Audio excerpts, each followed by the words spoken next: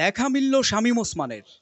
রাজনীতির মাঠে খেলা হবে স্লোগান নিয়ে আলোচনার জন্ম দেওয়া শামীম ওসমানের দেখা মিলেছে। গত ৫ আগস্ট আওয়ামী লীগ সরকারের পতনের পর গা ঢাকা দেন মন্ত্রী, এমপি সহ প্রভাবশালী নেতারা। নারায়ণগঞ্জ ৪ আসনের আওয়ামী লীগ দলীয় সাবেক প্রভাবশালী সংসদ সদস্য শামীম ওসমানকেও দেখা যাচ্ছিল না এতদিন। তিনি দেশে আছেন নাকি দেশ ছেড়েছেন তা নিয়ে ছিল জল্পনা কল্পনা। এবার দেখা মিলল শামীম ওসমানের। গত ৬ সেপ্টেম্বর শুক্রবার রাতে তাকে দিল্লির নিজামুদ্দিন আউলিয়ার মাজারে দেখা গেছে। ভারতের একটি বিশ্ববিদ্যালয়ে অধ্যয়নরত বাংলাদেশি শিক্ষার্থী আকাশ হক তাকে মাজারে দেখেছেন বলে দাবি করেছেন। প্রমাণস্বরূপ শামীম ওসমানের ছবিও তুলেছেন ওই শিক্ষার্থী। ওই সময় নারায়ণগঞ্জের প্রভাবশালী সংসদ সদস্যের সঙ্গে তার পরিবারের সদস্যরাও ছিলেন। ছবিতে দেখা গেছে শামীম ওসমান গাঢ় গোলাপি রঙের হাফাতা একটি শার্ট ও ছাই রঙের একটি প্যান্ট পরে মাজারের মূল বেদির সামনে দাঁড়িয়ে আছেন। এ বিষয়ে যোগাযোগ করলে গণমাধ্যমকে শিক্ষার্থী আকাশ হক জানান, তার সামনেই শামীম ওসমান ও তার পরিবারের সদস্যরা ছিলেন। সবশেষ গত ৩ আগস্ট রাতে শামীম ওসমানকে আওয়ামী লীগের ধানমন্ডি কার্যালয়ে দেখা যায়।